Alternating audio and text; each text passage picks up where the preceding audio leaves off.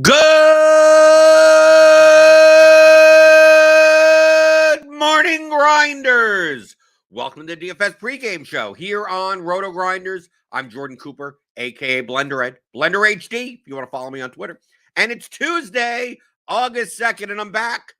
Took a Friday, took Monday off, back from Nashville, and get back on the Major League Baseball trading deadline, which we have a 14-game slate. And the trading deadline, who knows? Don't make your lineups too early, right? I think it's going to be a cluster. I think it's going to be a cluster F tonight. I mean, not fully. It's not going to be one of those types of things where, I mean, I guess, can it be? I don't know when the actual deadline is, but it could be when someone's in the starting lineup and then they just they could be scratched. They're scratched. Maybe they're traded, something like that. They go to a different clubhouse. Sometimes they're traded to the same team that they're playing. I think that happened yesterday with Vasquez on the Astros. I think that happened yesterday, but it's gonna be a little bit of chaos tonight. So we may not get lineups in as early as we normally do, but it's a 14-game slate. Grinders Live. They'll go over the whole thing with you later today. So click on that hit that notification bell. You'll know when it goes live. Hit the subscribe button if you're new here. Give me those tummy thumbs first thing in the door. But they'll take care of you for the 14-game MLB slate today, especially today. I mean, I don't even want to bother even looking at it until later anyway. I'm not even sure if I'm going to play it, right? I don't want to have to do any type of late swaps. I don't want to have to deal with it. I'm already getting sick of baseball as it is. So good luck with that tonight. Programming note tomorrow. Tomorrow there's still a show. It's just that it's going to be Grinders Live for the early slate. There's a whole bunch of early games, noon, 1. You know, there should be maybe an 8-game, 9-game slate early tomorrow. So it'll be me and Dean for Grinders Live tomorrow. So no pregame show, but you'll still see a thumbnail for Grinders Live and Crunch Time following that. But because baseball is going to be all chaotic today, there is one thing that is back on Saturday. Well, on Friday, technically. If you want to play a showdown slate on Friday, it's back also. And that's the English Premier League. It's soccer, right? I've shown you stuff with MMA, right? And people are like, oh, okay, I can play some MMA. So I wanted to give a little primer, a little overview on how to play a soccer DFS. So, because I mean, that's my main sport. That's what I started with, right? I started 2015. I just played soccer DFS. And I don't play as much anymore. I play the Premier League and I play the Champions League, which are probably the two biggest DFS available soccer leagues. Well, the Premier League is in England and Champions League is with all the top club teams. And the Champions League plays Tuesdays and Wednesdays afternoons. So that's convenient for you, right? Typically, you know, now they have 2 games and then a 6-game slate, but whatever. It's Tuesdays and Wednesdays, not every Tuesday and Wednesday. And then the Premier League typically plays the big slate is Saturday morning, 10 a.m. Eastern. But they'll typically have 2 or 3 games on Sundays. They'll have a solo game on Fridays. Occasionally, they'll have midweek slates. Occasionally, it'll be a Wednesday afternoon with 5 games, right? They try to fit in a lot of games in. So if you want to wake up early Saturday morning like I do and play the English Premier League, I want to give you just a little primer. We have projections. You sign up to RotoGrinders. You can sign up to the RotoGrinders Combo Premium. Right? Combo, you get everything, right? You're gonna get the baseball. You're gonna get the football, and I think we'll have projections for the Hall of Fame game coming up. What, the showdown coming up soon, right? We'll have preseason stuff. We have preseason NBA, right? We'll have NBA stuff. We'll have NFL stuff. We'll have everything. So get the Combo Premium package. Hit that link in the description. Get $10 off your first month. But you'll also get soccer DFS projections for EPL and UCL, right? So Premier League and Champions League. Now, a lot of people, we do have a soccer Discord. A lot of people use soccer projections wrong, okay? Because soccer players are not like basketball players, and they're not even like baseball players even. The standard deviations of the players are dramatically different from one another. So these median numbers, these mean numbers, could be very deceptive if you don't understand the type of player they're attached to. Okay? So in soccer DFS, you score points pretty much in 2 major ways. One, scoring goals, okay? Goals and assists. Those are the biggest amount of points. So you get 10 points for a goal, 6 points for an assist. And of course, the shot on the goal and the shot on goal part of the goal. So you get 12 points on DraftKings.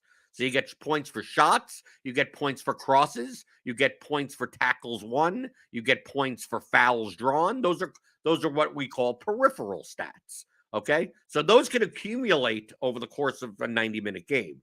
But goals and assists are the ones that those are the things that are the ceiling. That's like similar to touchdowns in football or home runs in baseball. And in soccer, let's just say soccer isn't the most high scoring sport. Okay, so a lot of these games, I mean, we could have a 4-game slate, and one game's 1-0, another game's 2-1, another game is 1-1, another game is 0-0, right? And that's it. And then you have a 4-game slate, and a grand total of 7 goals get scored or something. So it's not even like hockey where you can have 6-4 games. You typically don't see that in soccer. You don't see it often at all. So the players that are more likely to score goals, obviously their medians will be higher, but their range of outcomes is going to be like binomial in bimodal to some extent, right? So we see here, if you go through like our projections, you go like, let's sort by the highest projection. So like Harry Kane, here's a perfect example. Harry Kane, 11.2, 16.35 median. That includes his goal scoring odds. Okay, so Kane is probably the highest goal scoring odds player on this slate that's coming up on Saturday, which is a 4-gamer. Tottenham is a big favorite against Southampton. So like out of these 16.35 points, like the mean average of peripherals is like maybe 6, and the other 10 represents like the goal scoring odds. Now, you could take a look at the odds on like something like FanDuel Sportsbook and see that the odds of the teams. This will all be factored into the projections to some extent. Soccer is not like other sports where possession isn't guaranteed in soccer. So the larger the team is favored by, the more likely that team is going to gain a wealth of the possession. And it's hard to score fantasy points without the ball, without possession of the ball, right? It's hard to take shots. It's hard to make crosses. It's hard to shoot, right? It's hard to get fouls drawn or even win tackles, because when you win a tackle, you get the ball back without having the ball. So, like we see here, Tottenham's a minus 280 favorite over Southampton, which is a hefty favorite. We see in the Premier League, you'll see throughout the course of the season, minus 800 favorites. The Premier League is not like American sports. The top teams are really good, and the bottom teams can be really bad. A lot of, what's the difference between that and like the Warriors versus the Thunder? It's like the Warriors. This is more like the Warriors versus the best G League team type of thing. Okay, so you may see like Liverpool being a minus 900 favorite over someone, right? Tottenham could be, Tottenham over Southampton minus 280 is fairly hefty. So like in the Tottenham Southampton game, it's a 4-game slate. Like most likely, like Tottenham players are going to have the ball a lot. Southampton players are not going to have the ball a lot. They're a heavy dog. So the likelihood of Southampton players putting up a lot of peripheral points is low. Okay, so take that into account. You look at the odds. All the other games are a little bit closer, right? We have Newcastle minus 155. So they're a home favorite, but they're not like a large favorite. They're a 60%, 61% favorite. So, but they're more likely to have a little bit more possession, right? Typically the home side that's favored is going to have more possession. So possession equals points. Okay, so to always take that into account. So when you see like, oh, this team is favored a lot by that team, like you may want to load up on a whole bunch, 3 or 4 of those players. Okay. And then because soccer is a lower scoring sport, the effect of correlation in soccer is lower than in other sports. So like in baseball, correlation is high. Even in football, I think maybe it's closer to football because like, okay, we're going to say like, okay, Tottenham in this coming slate, oh, they're heavily favored. I want to stack Tottenham. Right. And they use the term stack and like meaning that I'm going to take 6 players from their team. I'm going to take the goalkeeper, the defense. I'm going to take as many people as possible because you have to roster at least 3 teams on your roster. So there's 8 slots. So the max is 6 from one team. So you'd go through and you go, okay, let me go to Tottenham. Okay, let me go to Tottenham. right? I'm gonna take they're expensive, right? I'm gonna take Son and Kane, right? The top goal scorer and the highest peripheral set piece taker, frontline scorer, Son, right? I'm gonna pair that. Oh, I'm gonna sort by point per dollar, right? I'm gonna sort by point per dollar, and I'm gonna take Christian Romero, who's just a center back, Doherty, right? I'm gonna take the Hugo Lloris in goal, right? Because that's correlated, and maybe Perisic, right? You can't even. I mean, you're down to our average remaining player salary is 1350. You're not even going to be able to find other players, but that's what people do. People are like, okay, I'm gonna take well, who's even starting here? Rodrigo Benton, or okay, take something like that, right? I'm just gonna stack, and then I'm just gonna fill two cheap guys or whatever, something like this. Now, in order for this type of lineup to win, like Tottenham have to score like 5 goals, okay? Because like on a goal, you get an assist. Goalkeepers and defenders are correlated to each other because you get a bonus if they keep a clean sheet. So the defenders get an extra 3 points if the other team doesn't score anything, right? A shutout. And same for the goalkeepers. Goalkeepers get points for wins and clean sheets as well as saves. So you'd look at this and you go, okay, I'm gonna take all the Tottenham. But like, let's say they're dominant and they win 2-0. Well, I mean, how do all these players hit their ceilings in a 2-0 game with goals and assists? Right? Peripherally, maybe Son has 20 points. Maybe Kane has a goal with 20 points. Maybe Betancourt has an assist and he ends up with like 10 points. Doherty has like with the clean sheet 10. I mean, it's not easy on them only scoring like maybe 2 or even 3 goals for like all these players to hit a ceiling on a 4-game slate. There's going to be someone else in some other game that scored a goal that like you have 5 outfield players here, not including the goalkeeper, right? Like, well, how many goals need to be scored? I mean, your ceiling on winning a GPP should be goals and assists. So like, can you see all 5 players scoring goals or registering assists? Probably not. Now, if it's a 6-0 game, yeah, this lineup could win. But 6-0 games don't happen that often, right? So people think in terms of stacking as like, oh, I need to take everyone from one team. And that's not the case. You should be more inclined to take the key pieces that would be correlated to one another. So like a center back on this team would not be correlated to a forward. Okay. So maybe you want to spend a lot of money and take Son and Kane because they could score multiple goals each.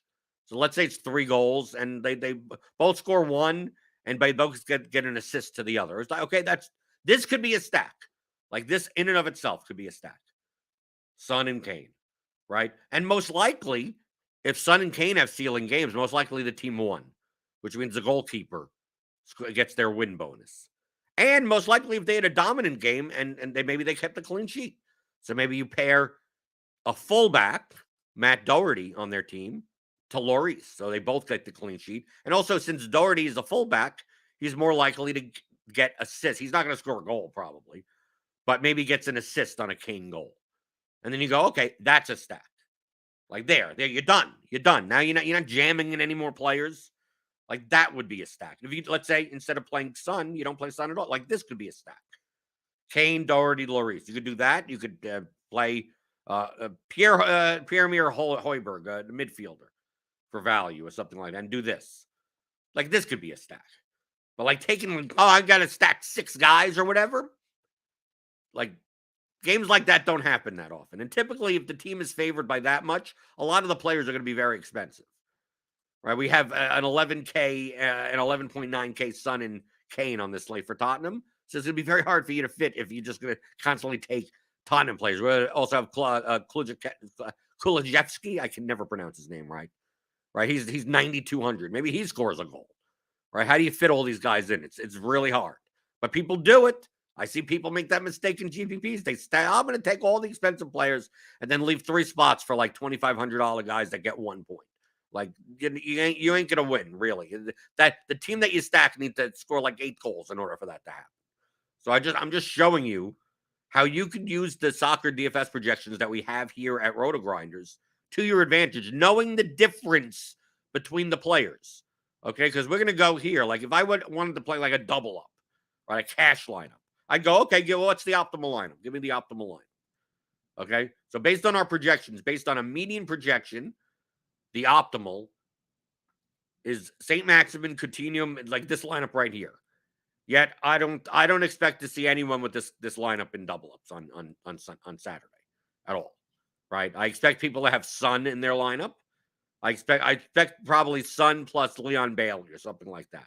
I don't expect maybe Bruno probably not in lineups, but Target and Trippier. How do I know this? Because of the styles of players they are, and which affects the standard deviation of the player. The highest floor players in soccer DFS are ones that typically play wide, cross a lot, and take set pieces. And now, what are set pieces? Oh my God, what are set pieces? I never heard that word before. Set pieces are the dead ball plays on a soccer field.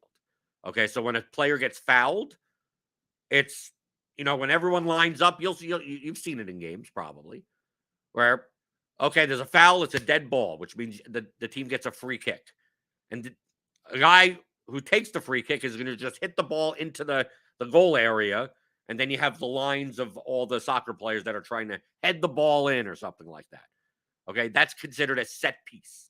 A corner kick is a set piece. The ball goes out of the end off of a defender, so the offensive team gets a corner kick from the corner, and typically that's a cross that gets credited in DFS. So anytime that there's a dead ball situation close to goal, like not that far away from goal, but close to goal, typically the player that kicks that ball is going to get at least a cross, if not a shot or a shot assisted or a chance created, which you get a point for on DraftKings. So teams typically have a player that is designated to take that because they're a good free kicker. They're good at those types of plays. And it also depends on what side of the field, whether or not they want an in-swinger or an out-swinger. So a lot of times, some teams have like one guy that pretty much takes them all no matter where. And some teams have like, two of them, right? Two guys on the field that when there's a dead ball, they're the ones taking the free kick. Okay? So knowing which ones they are, they have the extra added floor. So for instance, like why is Dean and McGinn projected so well point per dollar as of now? Because they both take set pieces for their teams. Dean number one is a fullback that bombs forward and crosses the ball a ton. So even if it didn't take corners and free kicks, he'd still have a very high floor. John McGinn is a midfielder that gets forward, takes a bunch of shots, but he also takes half their set pieces. So he is a high floor. Douglas Luiz is a defensive midfielder, but he also takes free kicks as well. So he's only 4,400, so he rates out decently well. He may not even be in the starting 11, but we'll see. Ryan Christie on Bournemouth.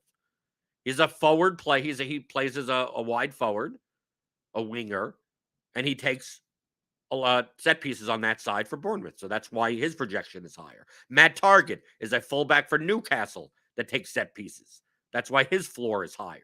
Do these guys have the best shot at scoring goals? No, right? They have decent shots at assists, but their projection is much more normally distributive. Okay? So someone like John McGinn or Matt Target, like these types of guys, Kieran Trippier, Matty Cash for some extent, like these are good cash game plays. Not saying that they're bad GPP plays, but just understand that most of their median is made up in peripherals and not in the chances of them scoring a goal. Yet, if we go to someone, we go down to Coutinho, for instance, because you'll see Coutinho at 12.76. Coutinho is probably not going to take any set pieces. He may get a free kick. He does take some direct free kicks where they shoot on goal. But for the most part, he does draw fouls. He does get a decent amount of peripheral points, but I would say half these points are tied up in goals and assists. So Coutinho, compared to these other guys, is not as friendly from a floor perspective. His range of outcomes is a bit wider. And then we go down to like guys like Ollie Watkins on Aston Villa, who plays more as a center forward. So like he's a median of net 10.84. It's like, yeah, a good 7 points of that is in goal and assist equity, right? If he doesn't score a goal or record an assist, he probably only scores 4 points. As opposed to like these guys over here, Dean and Christie and Target, If they don't score a goal, they can hit these points without scoring a goal or an assist. I mean, these are guys that have games. Matt Target could score 18 points without a goal or an assist. Remember, a goal is worth worth 12 once you count everything together. An assist is worth 6. Target could get to 18 without either of them. Dean could get to 18 without either of them. Right? Which it's great for as a floor. But I mean, that's pretty good as a ceiling as well. Because imagine them getting an assist on top of that. So these guys could end up with 30 points in those cases. But they're less likely to score goals. But how do you find out who's more likely to score goals? Well, I mean, you can go to something like the FanDuel Sportsbook, and it's called anytime goal scorer odds. So I could go to like Tottenham, for instance. I could go to their game, and here's the goal scorer, and I could just look at the anytime goal scoring odds. Okay, this is Leeds Wolves. So let's hold on. Did I press the right button? Okay, let's see. Let's go to the Tottenham game. Do I go underneath? Is this the Tottenham? Okay, here we go. Goal scorer. I go to anytime goal scorer. So their odds to score a goal anytime throughout the game, not first goal scorer. So we see here Son, minus 135. Kane, minus 135. Perisic, plus 170. Kulusevski, plus 175. Right? Some of these guys aren't even going to start, right? They have to put up the odds anyway. So minus 135 is like something like what? 50, 57%, something like that, right? Like minus 150 would be 60%. So basically, this is saying if you don't consider the VIG or whatever, because it's a sportsbook line, that both these guys, Son and Kane, have a 55-ish, 57% chance of scoring one goal. So if you take a look at the projections for Tottenham, that's right. 12. What's 12 points? 12 points scored you a goal times 0.55, 55% chance. So 6.6. So 6.6 of this score is wrapped up in their chances of scoring a goal. So if they don't score a goal, if you took goals and assists away, Son's mean projection would be more like 9, would be more like 8, right? As opposed to Lucas Dean, which we saw before, who had a 14-point projection. If we go to their game, for instance, let's go to the Aston Villa game to show you the difference. So remember, Lucas Dean has that 14-point projection, one of the highest projected players on the slate. And we go to the Aston Villa game and look at the anytime goal scoring odds. I don't even know. Let's see if we could find it. Okay, so we go down. We're going to look for Lucas Dean. Yeah, plus 1,300 to score. Okay, that's under a 10% chance. But his mean projection is 14. Yeah, but it doesn't come through goals because he just bombs forward and crosses the ball a ton. As opposed to on his own team, Ollie Watkins is plus 180. So about what, 42% chance of scoring? Philip Coutinho, plus 190. So close to 41% chance of scoring. So you can see here, if you want, like John McGinn. Look, John McGinn we saw with a good medium projection. He's only plus 310 to score a goal. A lot of his points come through peripherals. So when you look at projections we have here at RotoGrinders, it's very similar to baseball, right? A guy that, like Joey Gallo's projection, he never hits. He'll say 8 points. Like, good luck. Good luck getting Joey Gallo to get 8 points. He's either going to hit a home run, score 14, 16 points, or he's going to strike out and score 0. The middle happens to be 8, but he rarely scores 8 points. It's very similar in soccer DFS. So, like, knowing the difference. Center backs, for instance. And I'll go through each of the, I mean, if you go to something like Who Scored or Sofa Score, they'll give you the projected 11s. Right? So guys that are in the back, guys that are defensively minded players, typically have low floors and low ceilings. Because they don't have a chance to really score much. I mean, defensive midfielders rarely get forward, and center backs really only get forward on set pieces. Right? On those corner kicks, the 2 center backs come forward because they're the tallest guys on the field. And they'll score maybe a couple of goals a year. Out of 38 games, they'll score. One of the center backs will have 4 goals, and then the other center back will have 2 goals. So it's not like it happens that often. So like these guys in the back are typically the least valuable players on DraftKings. These fullbacks, the guys that are in the back, but they get forward. They typically provide width. So if we take a look at a team like Aston Villa, for instance, they're playing 4-3-3. So Cash over here and Dean over here typically get very forward, and they cross the ball in. So they'll provide all the width. This guy, Kamara, typically he'll sit back. Konsa and Carlos over here will sit back also. And those are the players that provide defensive support. McGinn and Ramsey start getting a little bit forward. Bailey's wide, Coutinho's wide, and Watkins is the closest to goal. So the guys in the center obviously can't cross the ball because they're in the center. The only guys that can cross the ball are wide players because you have to be wide in order to cross. You can't cross from the center, you're shooting from the center. So that's why on Aston Villa, like we showed on the projections, like the best projected players for their price are the fullbacks, and the wide players, right? The wide forward players like Coutinho, Bailey, McGinn, Ramsey, right? These guys in the middle, like Kamara, Konsa, Carlos, typically aren't going to project that well, right? They may be cheap though, but they don't have very high medians. Then Watkins is the best chance of scoring a goal, but his range of outcomes is extremely wide because he's not going to do much else other than be close to goal, not touch the ball often. When he touches the ball, he's going to shoot the ball, and he may only get 3 or 4 opportunities the entire game for that. He could score 3 times, great. He has 40 points. He could score none and get 2. Commit some fouls and get minus points even. So just knowing how the teams are set up, and you get this at who scored. I'm showing you all this so you can use our projections within the proper context. So that's why you look at Tottenham here, and it's like, oh, look, Christian Romero has the highest point per dollar value for the highest favored team with the highest team total. Why aren't I jamming in Christian Romero? Well, Christian Romero is a center back, right? Take a look right over here. He's a center back. He's not getting forward, right? He's not. He'll get 2 tackles, 1. Like this will happen. He'll get 2 tackles, 1, a pass intercepted, and they'll keep the clean sheet.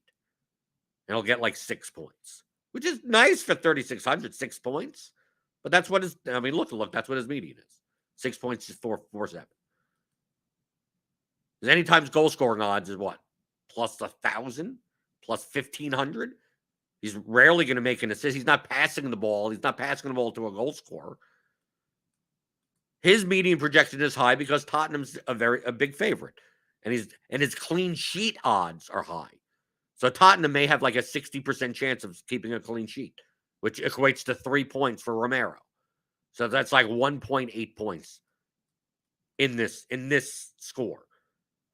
So out of the 6.47, like a third of his score for the median is in clean sheet equity. So like jamming him in and him getting 6 points may not be good enough for GPP. Even though it's like, well, he's the best point per dollar. It's like the point per dollar doesn't matter. Like, yes, would you take 6 points from a $3,600 defender? Sure, of course. But there's also defenders on the slate you have to roster too that could score 15, 20 points. So the opportunity cost of playing a six-point defender, pretty high. Can he show up with a goal? Yes. Christian Romero probably scores 1 goal the entire year. Can you find the game that he does it? Maybe he gets an assist. He gets maybe 3 assists the entire year. 38 games. Can you find that? Sure. Okay. Sure. You get lucky. But even though it says, oh, he's the best point per dollar, it doesn't mean anything. What's the range of outcomes? His range is very narrow. His range is probably much more normally distributed. So like Christian Romero scores 4 to probably somewhere between 3.5 and 8. Something like that a lot of the time, like 85% of the time. How often does he score 10? Like very little. How often does he score 15? Midget. Like that's when he scores a goal. The 1 time a year. So you'd look at Tottenham and you go, oh, well, I need to play Romero. He's the best point per dollar play. His range of outcomes is very narrow because of the position that he plays, because he's a center back. Doherty is 6,500, but he's also a defender also. Why is his median so high? Well, he's a fullback. Fullbacks, the wide guys get forward, and he's playing as a wing back, so he's not even fully back, right? Tottenham play a 3-4-3, so Doherty and Perisic are more attacking minded players because they have 3 central defenders. I mean, that's reflected in the projections. So I don't want to go into the whole fact of like, you need to watch soccer to know what's going on, but you need to know what types of players everyone is, right? Eric Dyer, 3,300 defender. Like, yeah, he's a center back. So some people be like, why don't I just play? Tottenham's a big favorite. I'm just going to play Romero and Dyer. I'm going to go really cheap at defender. Pair them with Lloris and then play, Son and Kane or whatever. Like, dude, these are both center backs. Like, they're going to score like 6 points. I mean, yeah, for their price, 6 points ain't bad. But it's like, what's the upside on these guys? That you'd roster both of them together. Oh, they get a clean sheet. Oh, okay, so Lloris gets like 12 points. Dyer gets 5, and Romero gets 7. As other defenders score 15 points. And unless you score like a million goals out of the other slots, that's probably not going to cut it at defender. So don't get deceived by the point per dollar value of the players. The most valuable player on Tottenham is Son. He's 11.9K, but he takes like all of their set pieces. He's the most attacking player. He gets fouled all the time. Like he's one of the most valuable players in all of EPL DFS. And he fills a forward spot, right? Because sometimes the forward spot are only goal-dependent players. So Son is more valuable, but his point per dollar value is 1.47. Yeah, but he scores he scores 15 points in his sleep. And he could also score a goal and get 2 assists. He could end up with 47 points as a ceiling. So even though his point per dollar value is bad, he's going to be popular on Saturday. Then we take a look at like a Newcastle and be like, who's going to be the most popular players on this line? Target and Trippier. They're wingbacks. They both take set pieces. Newcastle is favored over Nottingham Forest, who's a recently promoted team. And you take a look at this and you go like, well, why wouldn't I play Dan Burn? Because he's a center back. Well, Sean Longstaff, he's a 7.2 for 3.7K. Yeah, Sean, he's a defensive midfielder. So, like, his upside is limited. He's going to score 1 goal all year. He'll have maybe 2 or 3 assists. Can you play him? Sure, of course. But, like, you can't just go by point per dollar value. You have to go by raw points as well. I would say that Bruno and St. Maximin and Callum Wilson. Like, Callum Wilson sitting down here at like, oh, well, he's horrible value. Yeah, but he's also the most likely to score a goal for Newcastle. So if you're going to pair people together, if you're going to stack Newcastle, you're probably playing Callum Wilson. He's most likely to score a goal if you're stacking that team. Even though the point per dollar value isn't as high. It's very similar to like home runs, right, in baseball. This guy's point per dollar value isn't very good. Yeah, but he can hit 3 home runs. So pairing people together. So in GPPs, typically you're trying to pair teams together because the slates aren't typically that big. We're not talking. Occasionally we'll get 8-game slates, but a lot of times these slates will be 3, 4, 5 games. A lot of times you're pairing 2 or 3 teams together. So, for instance, in GPP, I would look down. It's like, okay, Aston Villa seems to have a bunch of value, so maybe I do play Digne. I play Digne with Watkins, right? Because I'm looking for the goal and the assist. I could do something like this, something like Watkins, McGinn. Like McGinn and Dean are probably going to be fairly owned. You'll get the ownership projections closer to lock. Remember, the starting lineups for the teams don't come out until an hour before game time. So this is all based on projected 11s. So typically about 5 minutes past 9, and they're very good with it. So an hour before 9 a.m., you will get all the lineups for all the teams. It's not like baseball or basketball. Well, they'll do it whatever. Like, no, it's like on the dot. So you'll know all 8 starting 11s because they all start at 10 a.m. Eastern at 9 a.m. Eastern. And it may not be as projected, right? So we have the projections made for projected 11s, and then Sean and Alex update that early in the morning, typically within 5 minutes, and run out the new projection, the new everything. But typically by 9:05, 9:07 Eastern, you're all good to go. So if you wanted to build something like this, here, this would be a stack. Defender, midfielder, forward, right? McGinn could score a goal. He could get an assist. Watkins obviously has multi-goal upside. Dean crosses the ball a ton. Dean could get an assist to Watkins. So, like, they're all correlated, right? I could play the goalkeeper also because the goalkeeper will be correlated as well for the win and the clean sheet. But now I'm going to look somewhere else. Now I'm going to go like maybe to Newcastle. Okay, I already took out. Okay, hold on. Let me get this back. Because we're putting together a lineup just to show it as the dummy lineup. Dean and McGinn. And then we can go to like Newcastle. And maybe we play on Newcastle. To fill our other defender spot, we play Matt Target.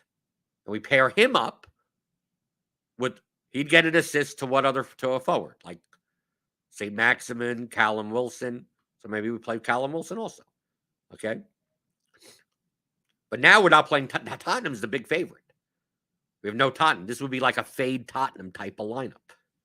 Can we fit Son in? Maybe we could fit Son in. I don't know. What's our average remaining? 3,600? It's not going to work out very well. So maybe Son and Kane don't score a goal. Maybe Tottenham wins 1-0, and maybe it's the goal comes from like Rodrigo Betancourt out of the blue. Right, so we're going to play something like that, like Betancourt, like a subsidiary Tottenham player. Perisic seems a little too expensive. Like Højbjerg or Betancourt. So maybe Højbjerg. We plug him in the midfield spot to give us a little Tottenham. So the people that are rostering Kane and Son, they die because neither of them have a goal or assist. And Højbjerg has the one goal of the game. And then we have a goalkeeper. We pair it with either Newcastle or Aston Villa because we have the defenders there. So maybe we pair the Newcastle goalkeeper, Nick Pope. And then we have 9,000. We have 9,000 left. Who can we play in the single spot for 9,000? We always go up. James Ward-Prowse. You can play Perisic, right? Or a Wolves-Leeds game. No, we don't have anything in that game. So maybe instead of Pope, what's the Aston Villa goalkeeper? How can we get up? Let's see. Aston Villa keeper Emiliano Martinez is 5,200. Okay, there we go. Now we have 9,400. Now we can play Kulusevski or whatever his name is. Right? So we're playing two Tottenham players that are not going to be popular, as popular as Son and Kane. So here we go. This would be a GPP lineup. You're stacking Aston Villa with Martinez in goal, Dean a defender, so they're correlated to each other, the win and the clean sheet. Then you have McGinn and Watkins. Upside players. We're not playing center backs. We're not playing defensive midfielders. And then we're doing the very similar thing on Newcastle. Target to Wilson. And then we have Tottenham, who's expected to score like 2+ goals. And we're playing Højbjerg and Kulusevski because we already have our forward spots filled with Watkins and Wilson.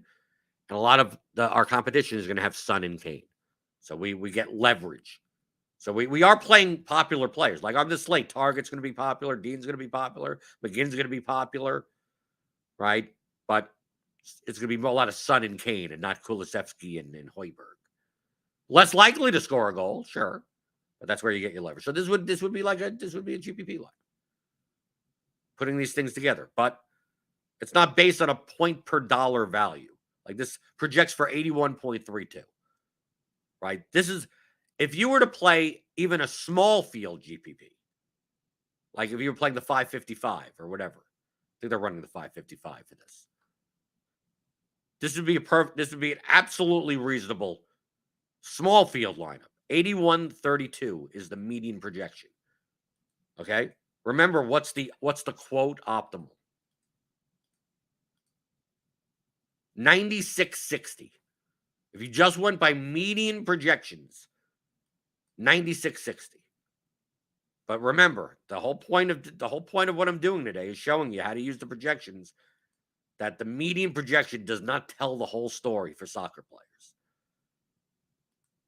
So you'd look at a lineup in any other sport. If I said, okay, in a small field contest, play a lineup that's 15 points lower median projection, you'd be like, you're nuts. Why would you be doing that? This projects for 96.6. You made a lineup that projects for 81. Yeah, because this lineup gets to 96. The range of outcomes on this lineup is around 96, like, right? 85 to 105. My lineup at 81, the range of outcomes is like 51 to 135. Like, it's just way wider. Because it's like picture home runs and touchdowns, those types of things.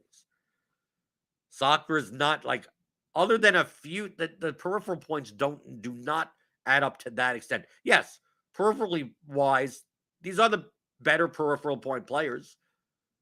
But you still don't score that many peripheral points. Bruno may end up with 7.5 peripheral points. Right? Coutinho may end up with 6.5 peripheral points. We're not talking about people that are racking up 20, 30 peripheral points. That doesn't happen. Goals are worth 12 points. Assists are worth 6 points. You get 3 goals, 3 assists in your lineup, you win. That's it. You're done. You won. You get 3 goals, 3 assists on a 4-game Premier League slate, you probably won. Because maybe there's only 8 goals scored, and 2 of them are by substitutes. And you don't roster bench players in EPL. You don't even know if they're going to play, and if they play, they only play 10 minutes. It's not substitutes like they can come in and out. Once a guy is gone, they're gone. It's like baseball. And also, all the minutes are also projected in our projections as well. So you'll see here, like Leon Bailey, 4,900 for Aston Villa. He'll probably start, and it'll look great. It's like, wow, 4,900 for a winger that does a lot. Yeah, but he's only projected for 9.54 because Leon Bailey rarely plays 90 minutes. He typically does not. He typically does not have the stamina to play. He typically comes out, 60, 65 minutes. Sometimes he'll play 70, 75. Sometimes he plays 90. But most of the time, if he does start, he doesn't play all 90. Coutinho typically doesn't play all 90. He'll play later into the game, but often Coutinho is not playing 90. So obviously his opportunities go down. But we have that for you. We put that in the minutes. Like Lucas Digne and John McGinn, they play 90 all the time. Right? So a lot of times fullbacks play 90 all the time anyway. They rotate them game to game. But just a little primer. Just wanted to show you. Get more people interested in soccer DFS because I think it's a great sweat. You're done, right? You're done in 2 hours. You're done. You wake up 9 o'clock in the morning. You check the starting 11s, right? You see the confirmed lineups. You build your lineups. 10 a.m. starts. You turn on whatever, Peacock, NBC Sports or whatever. The games are on. They all happen at the same time. It's 45 minutes of straight action. Then it's 15 minutes of halftime. All the games are going to be at halftime at about the same time. And then it's another 45 minutes. And then you have stoppage time. And typically noon, you're done. That's it. It's all over. And a goal could get scored at any time and whatever. So like especially for the Champions League slates where we have 6 to 8 games, they'll have. I think even Peacock has like a goal zone type of thing, where instead of watching one of the 4 games, you just watch one channel and it'll just skip. Oh, we have action in this game. Oh, we have action in that game, and it'll go around kind of like the red zone. They do that for Champions League. I don't know who has the Champions League rights now, but they do that for that as well. But a great sweat, and you're done. You want to make one lineup for a GPP? I think we have a 50K to first, 20K to first contest for this Saturday. Go make a lineup. Just wanted to go through this since the trade deadline is going to cause all chaos in baseball today. I don't even want to touch baseball today. So figure give you a little bit of a primer. Right? That's not like the entire primer, right? This is all I know about soccer DFS. But you can ask me questions if you want the Blender's Game Theory channel in our Discord. It's part of our premium Discord. You get that also. You know how much you get for the combo premium package, right? I do private coaching in that channel, and I'll answer anything you want there. So go sign up for that. Click on the link in the description. You get you get all these projections. I don't know anything about soccer. Doesn't matter. You get our projections. There are plenty of people that play soccer DFS in our Discord that don't even watch soccer. Don't even pay attention. Just like, oh, something to do on Saturday morning. Okay. Build some lineups, right? Some people just like 5 minutes, build a lineup or 2, throw it in and have some fun. Win a bunch of money, right? Especially since a lot of the large field lineups in soccer DFS are not the greatest. They're not necessarily assembled the best. Or you could play me, or you could go into the cash game lobby and play me. I got head-to-heads up to $215 posted. So You want to go against me? I'm more than welcome to take your action on cash games, on small field stuff, on double ups, triple ups, 3-mans, that type of stuff. That's what I focus on more. But yeah. So if you have any questions, go there. Give me those thummy thumbs. I know, if you're not interested in soccer or DFS or whatever, I don't know how much this show did for you, but it's still the same DFS concepts, no matter what the sport is. You just have to take where are it's like sliders, right? Sliders are on a progression counter. It's like, okay, in baseball, correlation matters a little bit more here. How much does leverage matter? How much do these things matter? Basketball is much more linear, right? Much more normally distributive. Like you just need to know the nuance of the sport, and then playing the DFS version. If you're good at baseball, at MLB DFS and soccer DFS, you'd be good at hockey DFS, for instance. Or if you're good at NHL, if you're good at hockey, if you play NHL, you could take the skills from NHL and put it into soccer.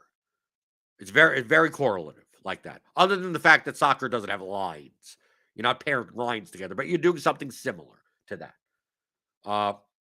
Football too. Football and soccer go together in a little bit of a way of how things are correlated to each other and how you make lineup construction. But I mean, DFS is DFS. The strategies are the same, no matter if you're talking about MMA, you're talking about golf, you're talking about baseball, you're talking about football, you're talking about League of Legends.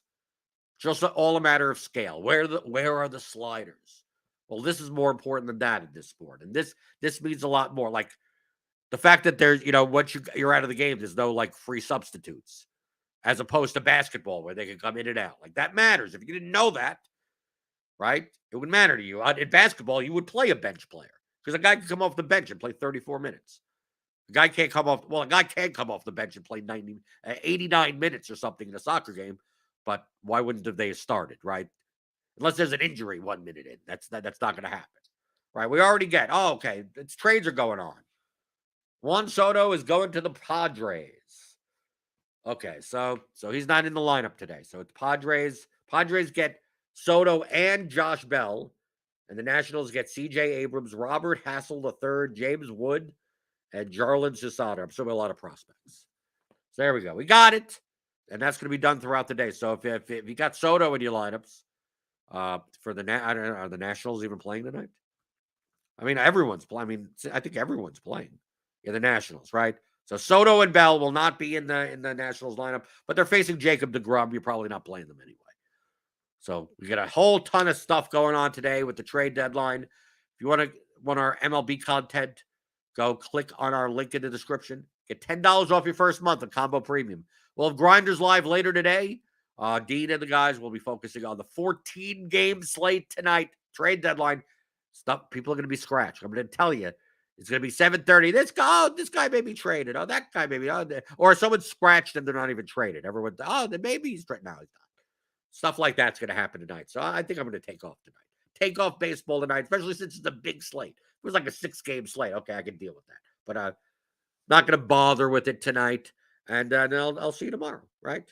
Tomorrow's Grinders live. So we'll go over. We'll preview the early slate tomorrow, and then back on Thursday for the normal pregame show where I answer your DFS strategy questions. Get your thummy thumbs, right? Make sure I get your thummy thumbs on your way out the door, and I'll see you later for another edition of the DFS pregame show on RotoGrinders.com.